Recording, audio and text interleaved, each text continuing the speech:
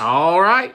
4 o'clock on Thursday. It's time for the Real Estate Happy Hour Show. The #1 show streaming on Amazon TV. Well, maybe.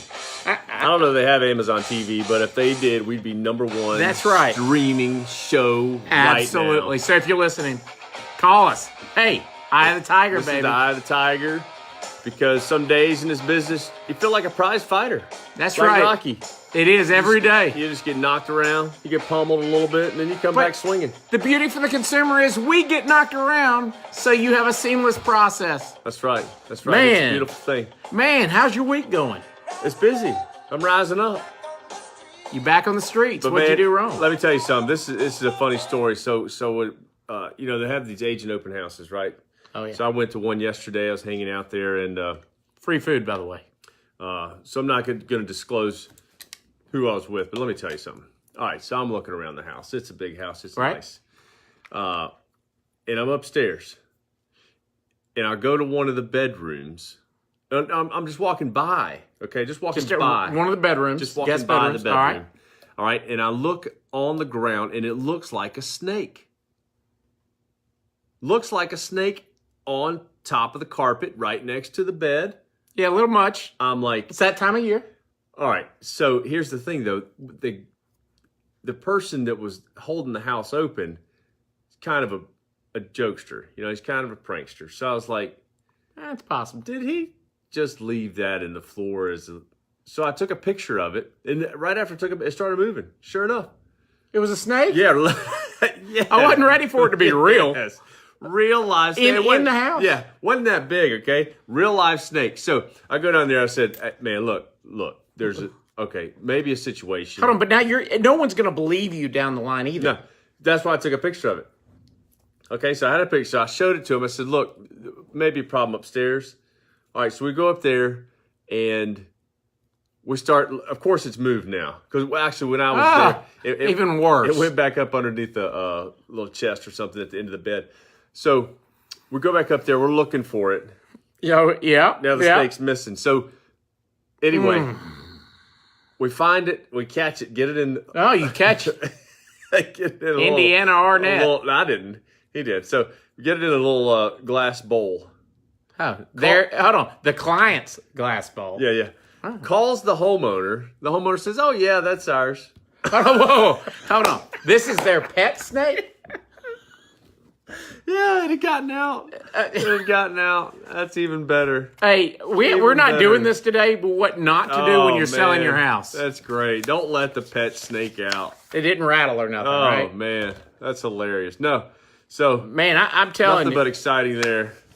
I'm telling you, I tell you, I can't top that this week. I mean, I had the rats last week, and now you had the things that eat the rats. It was a rat snake. Oh, so we went from a mouse to a rat snake. Listen, we just keep it interesting. Okay? Absolutely. Well, I tell you, I want to welcome Michael Bruno and Darren James. Thanks for tuning in, guys. DJ, what's going on? Hey. Oh yeah. There we go. Man, good to see you, Mr. James. And Darren, I talked to your buddy Christy Solar this morning, actually, about a USDA loan we're looking at. Down in Denham Springs? Yeah, boy, yeah. Denham Springs, Louisiana, all the way from Birmingham. That's right.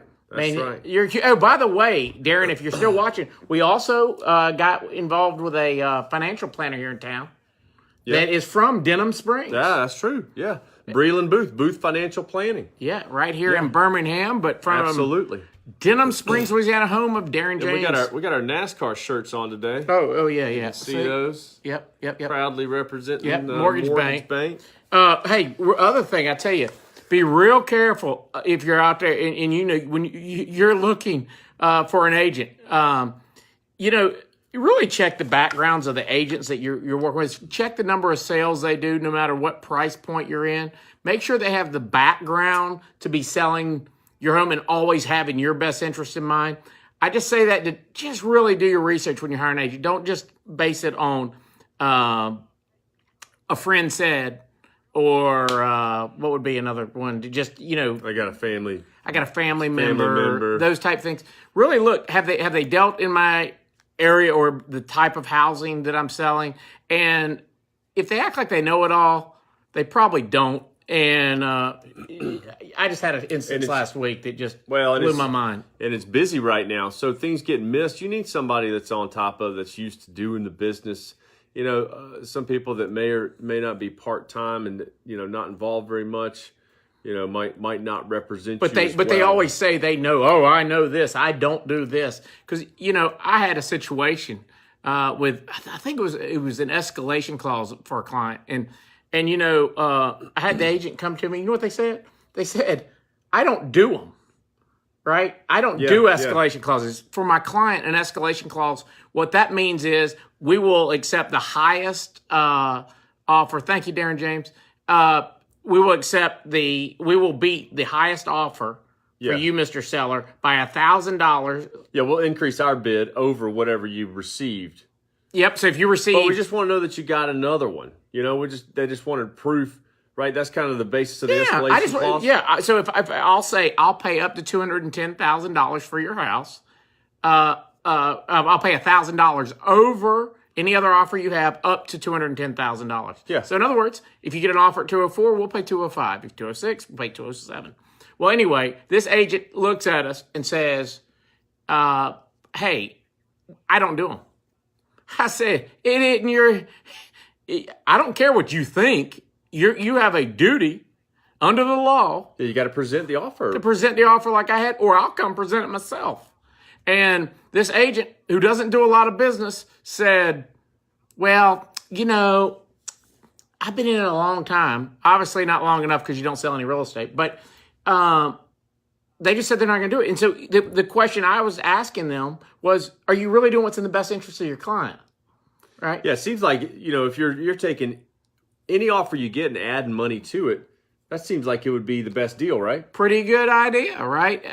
Now, but this is a good topic because, you know, in this market, obviously there's been a lot of multiple offers, and you know, I even asked another agent about this recently about you know, so what do you do in a situation where they're like, well, we got multiple offers, so you just send us your highest and best. Now, how do you know that they really have another offer? You don't really, and I think the consensus is you don't really know. it's you know, well, here's the thing. It goes back to what I've always said. Honest people are gonna. I mean, if you just have some level of integrity, you don't lie about those things because it comes back. And in our whole system within real estate, on your business in some other fashion, a homeowners association, a condo association, any of those things is built on trust. At some level, take a condo association, for instance. You're hoping and banking on everybody in that condo association paying their fair share. Yeah. You occasionally got one that just isn't. And you know what? It's not fair. But the problem is it's based on trust. Yeah, and at the end of the day, that, you know, if you do things wrong in business, they will catch up with you.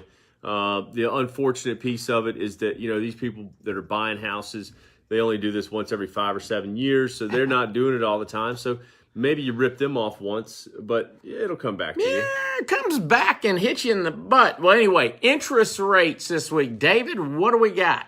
Well, right now, all right, so we're creeping up a little bit. We're not moving a whole lot. 4.2 on a 30-year fix, 3.64 on a 15-year. I say right now the trend is slightly back up. Okay, still good, but I think we're gonna bounce around in this range. I don't think there's going to be a lot of turbulence in interest rates for the balance of this year. I think the Fed's going to stay pretty quiet. You know, you're seeing some. You know, we'll talk about some stocks later on, but you're seeing a lot of companies with good earnings, so that means the economy's still doing well. And I just think that the waves that they had in the housing market last year, they want those to go away. How is, you know, you mentioned the interest rates are ticking up and they'll go back and forth. How much of it's a free market, or is it much like gas, really, where everybody's going to go together, or we're all going to kind of come down? Well, I don't think it's very close. I don't think it's really close to a free market in the sense that the government has become so involved, and I think they are still not near as involved as they were, but I think they are still involved to a level that we don't know. So I don't think you can operate in a free market when you've got, let's say, Big Brother, you know, kind of pulling the strings. But who's saying what the interest rates are, though? I mean, I know y'all are setting your own. The market does dictate that somewhat. I mean, it's always, you know, there is a supply and demand there, but I think that the government has been so involved for so long at buying these mortgage-backed securities, holding interest rates artificially low. The Fed finally stepped in 18 months ago, 24 months ago, and started moving rates up. So we started feeling some of that last year, and then, the Fed backed off. The government got a little involved, saying, kind of giving the Fed a hard time, and the Fed backed off and has cooled off on moving those rates right now. But I don't think the natural, the capitalist relationship between stocks and bonds is back, right? Gotcha. So when money moves out of stocks and into bonds, when the stock market does well, bonds typically don't do well, so then rates would go up. But I don't think that relationship is fully back. This was a question that somebody asked not too long ago was, let's say Fairway, massive, great group. One of the best things you'll know is that when I said all the rates are typically the same, the question you got to ask your lender because of that reason is, can you actually close the loan? Get it closed timely. Fairway, best in town at getting that done. Bar none, and I'm not just saying it because he's sitting here. I'm wearing the shirt, I guess, but... Well, it's an important deal, and you don't really figure out that you're at the wrong place until it's too late. And especially right now, I'm telling you, in May, you wait and see how many people get frustrated with late closings, delayed closings, and things like that at other lenders. But it's busy. Everybody's going to be busier this time of year. And, when you get that phone call saying your closing is going to be delayed, you don't have time to switch. You got to put up with it. It's Yeah, right. Going back to that real quick, but they were asking me about the, I'll give you an example to start. A gas station, I don't know if you knew this from my tax lawyer days, a gas station makes the same profit approximately on if the gas goes to $4 a gallon, right. Their same profit's still there. Yeah. It's all in taxes. Profit margin stays the same. Is that much the same in your industry? In that at the end of the day, because y'all are not going to hold the note forever, it's going to be that person that goes 30 years with whoever's servicing it is where the money's going to be made? Well, I think, obviously to say that we make the same profit no matter what. Profit margin. Year over year is not correct because we definitely got, last year was a lot tougher on margins. Okay. Just with the change in interest rates. Because when interest rates moves up, there's more competition and there's more compression of those margins because you can't there's not a set, like with gas, you have your price that you pay and then they add their everything else. Right? They add whatever their piece is. They just add that to what I didn't think about that. You're right. Because we can't just have a set amount that we add. Because that fuel truck, dropping the fuel, that's what we increased. I'm going to make $1 on every deal. Yeah, plus when business slows down, when there's less loans out there, mortgage companies have to get more aggressive. Gas stations don't, You're either good or you're not. There's or clean, really. really. You're going to have demand at that gas station. Regardless. Yeah, so a little bit different. Okay. Well, moving on, one thing we wanted to talk about this week, we touched on it. By the way, this is episode 60. Can you believe that? Episode 60 of the Happy Hour. And we're still around. They're still keeping us around, Just nuts. Hey, anyway, wanted to let David talk to you a little bit about your credit score and breaking it down is what components of what makes up the 100%. If you had 100 units or 100 blocks in there of a pie, what part of that is the credit? What makes up that credit score or that pie? Yeah, and looking at this little chart that we put together was 35% payment history, which means do you make payments on time? So massive. That's massive. Yeah, and obviously, credit score depends on how you can handle debt, and debt is pretty much going somewhere and saying, I want to buy your product, but I don't want to pay the price today. I'm going to pay it over time, and that's payments, right? So you're making payments, pretty much signing up to make payments. 15% length of history, 30% amounts owed. So amounts owed and payment history make up 65%. Which is, amounts owed, another way to say that is your debt utilization. So how much of your total credit have you used? So if you have a $30,000 credit card, and it's maxed out, then, you've used almost all the credit that you've been given. Another sign that you're not really responsible with it. And we talked about this a few weeks ago when we talked about paying either down regularly every month instead of just waiting to the end of the month till it closes and then just paying the minimums. Pay a little bit as you go or pay 2 days early. You should see the score go up a little bit because of that reason. Not debt to income, but debt utilization score. Yeah. 15% length of history. We said 10% new credit and 10% types of credit used. So talk about that. That's interesting. I always tell people just to, rule of thumb is 2 credit cards. And then you're going to have a car loan, maybe a mortgage. That's a pretty good mix.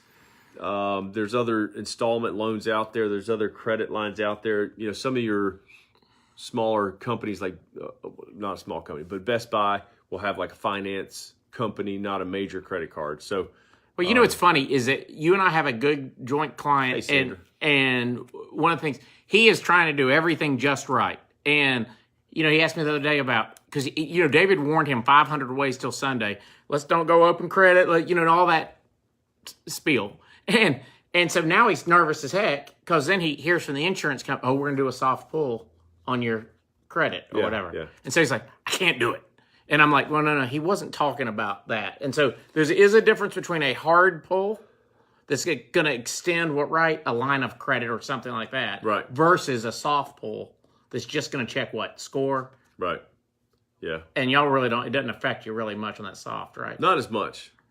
And y'all don't care about it. That's a relatively new thing. But the hard inquiries are basically when you're trying to extend new credit lines.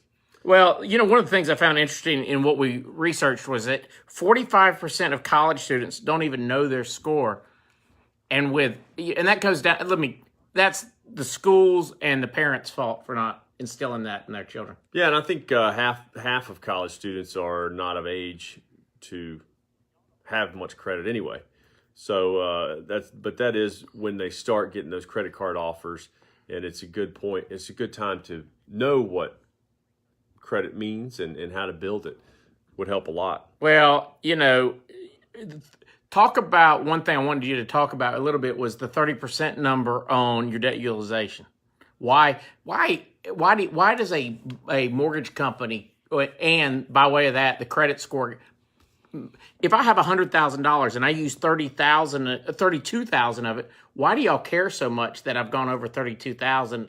Because look, I have 68 more thousand I could do, and I'm not using that. Well, it's just a sign of being able to responsibly manage the credit that's been extended to you. So that's why we use that 25 to 30% rule to stay under that. Because anytime you get over 50% of the balance, that's a negative, negatively affects your score. And obviously, once you get closer to 100% or any overages and past due balances is obviously negative.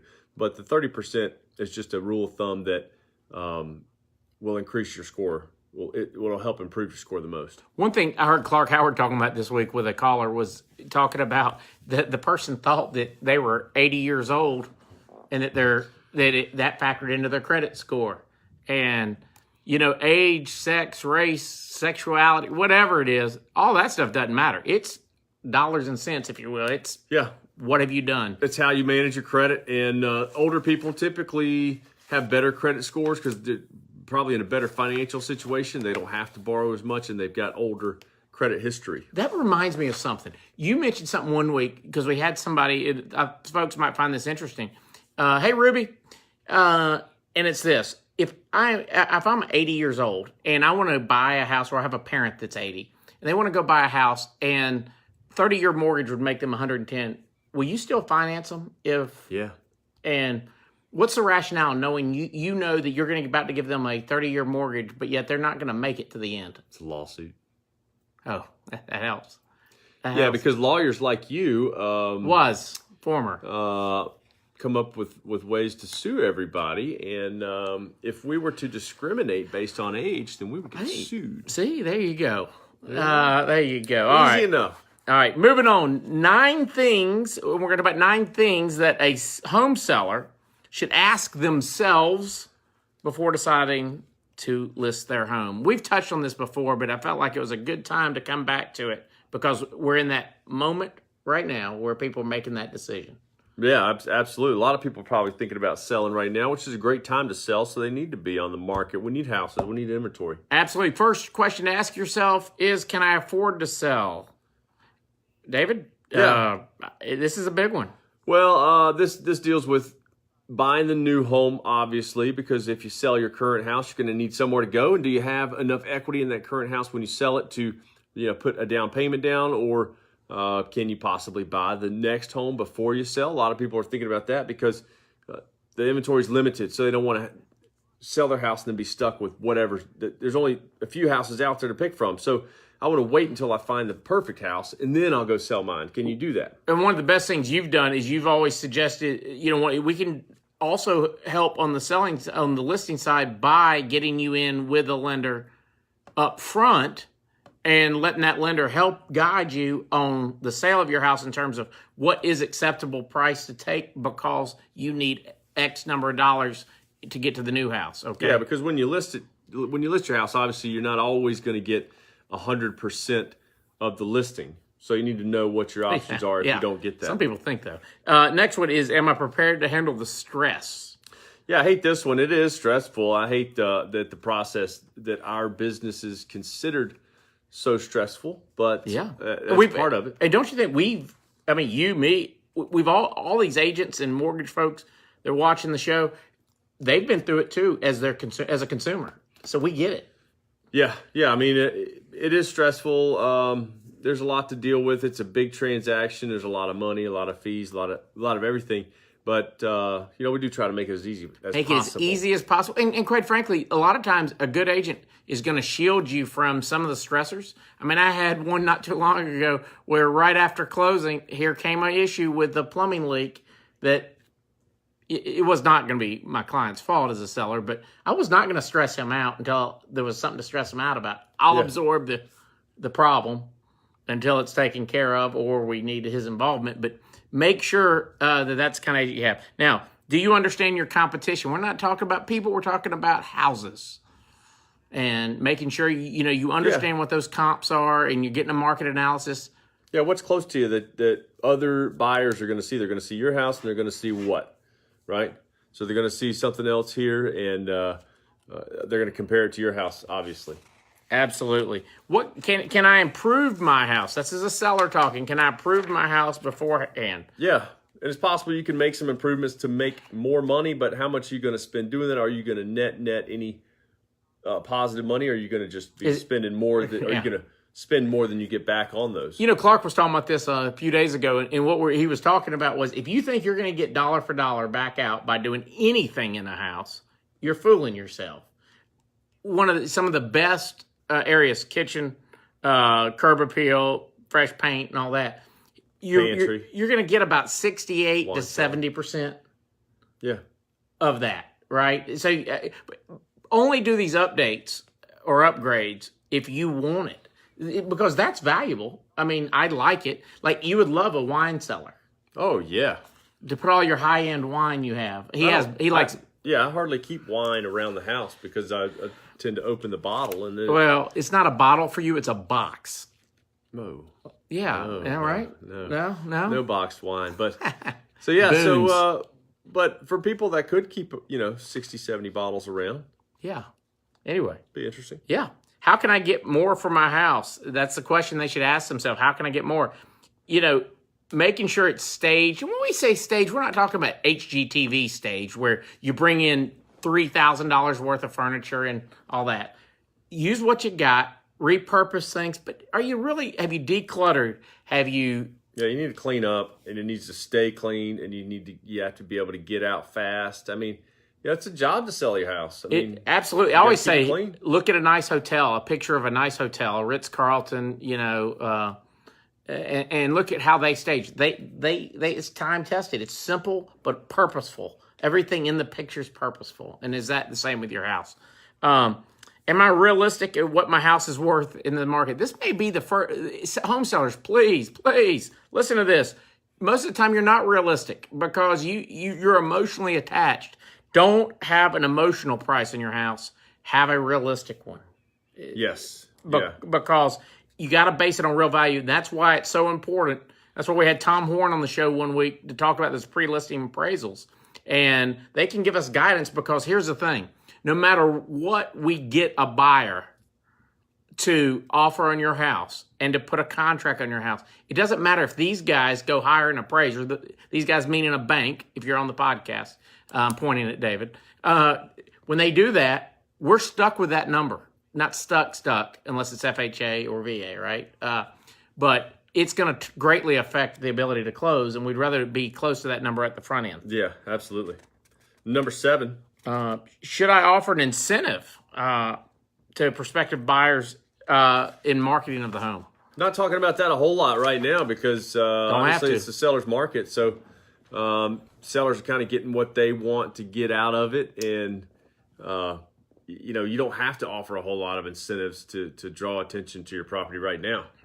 You're correct. I mean, you could offer a home warranty, painting allowance, carpet allowance. Again, we talked a few weeks ago. David was telling you about the allowance is affecting the amount of closing cost assistance you can have. Yeah, be careful with allowances because we don't like them, especially, we just don't like allowances. Obviously, it's an inducement to purchase, and it depends on, you just can't really do it. But I always like, young, if you're dealing with not a millennial, but a young couple buying their first house and you need to convince them, throw in a lawnmower, something like that to leave at the house because, man, every dollar matters to these people.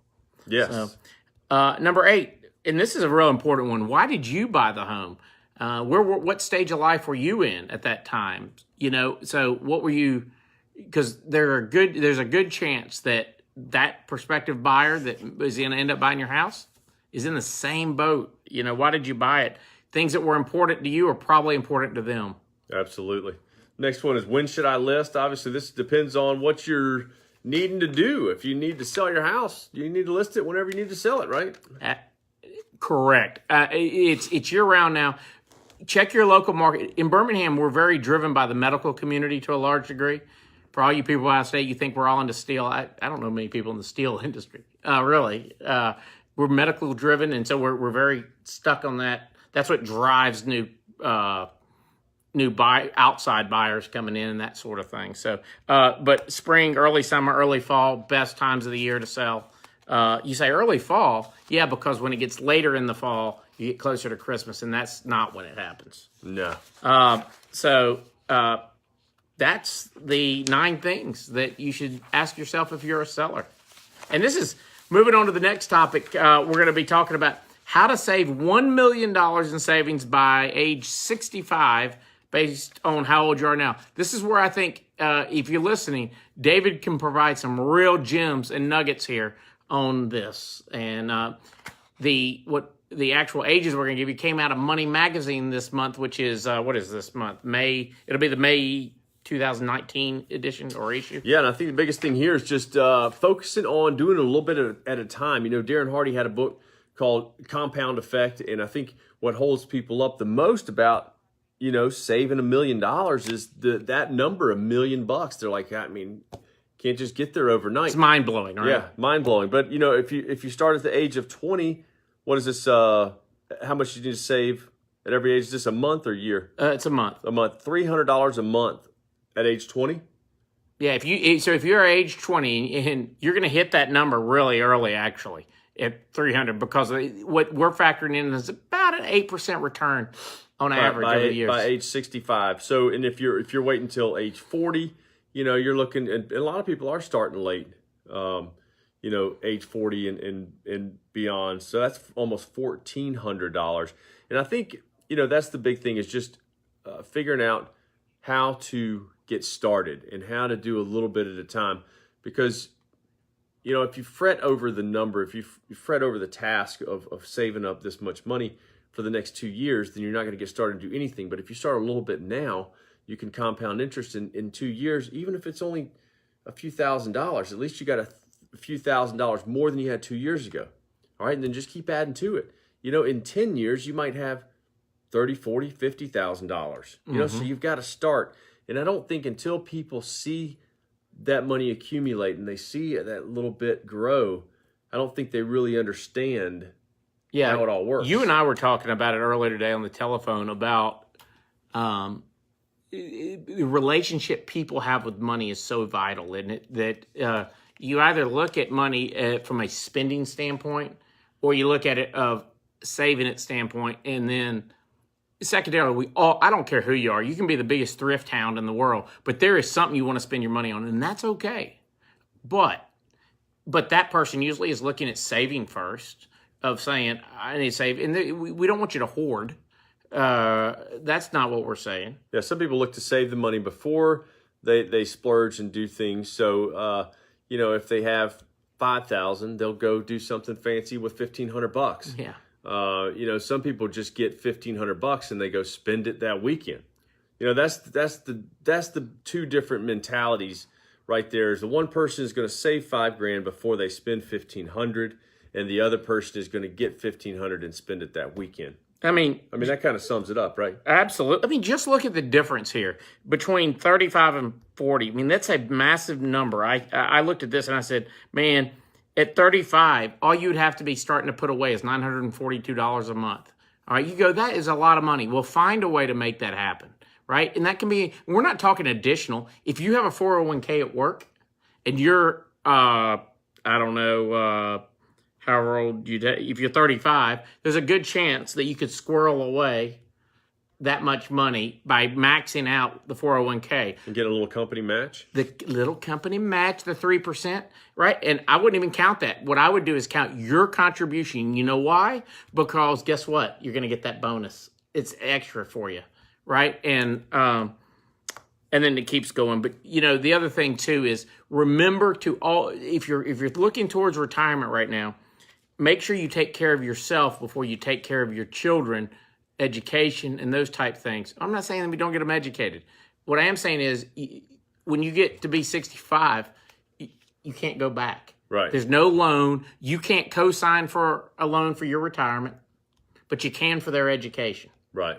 Exactly. And you can't make up time because he talks about it all the time. The compound rate of interest, it matters because you need time to make that happen. And it snowballs. Those of us that have been investing for a little while know that feeling that you just talked about, which is, it's like it really works. Yeah. Yeah. And you don't realize the, 10% on $6,000, doesn't seem like much. What's $600, right? But 10% on 60,000 is that initial 6,000. And so, obviously you got to have more money for a percentage to make a difference.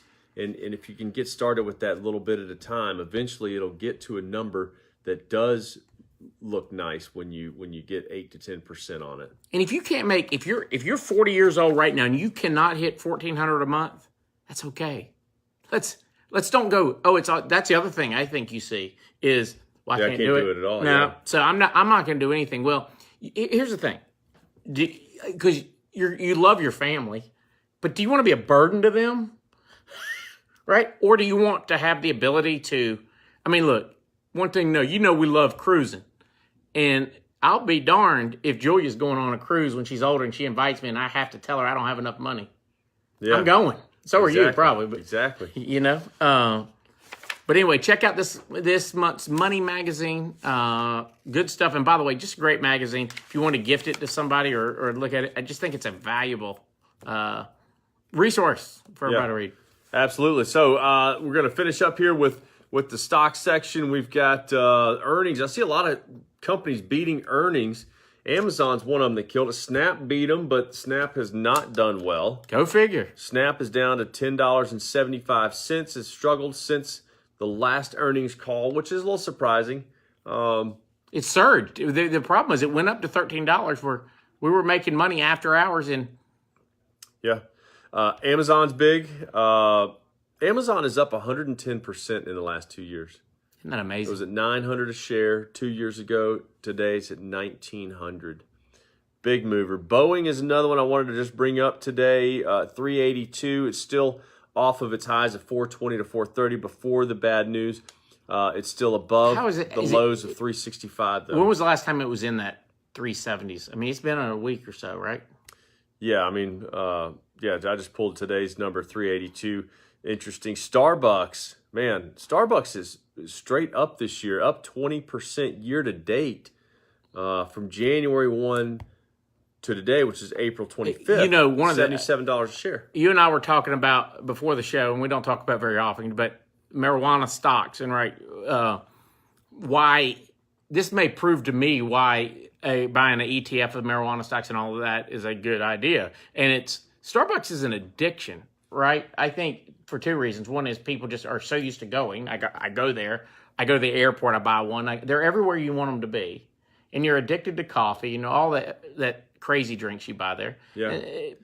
It's almost like a subscriction model. Yeah. The other weird thing about Starbucks is that there's been looming talk of a recession, and Starbucks is the opposite of recession. Yeah. I mean, if Starbucks is doing well, up 20% year to date, we are not worried about a recession. No, because we're buying $5 coffees. That's right. You're going to see everybody revert back to gas station coffee, and McDonald's is still very affordable. Yeah, that's one thing I've mentioned this before about the craft beers too that I think is interesting, that business has done so well, and that Bud, the symbol BUD is Anheuser-Busch, has done poorly lately.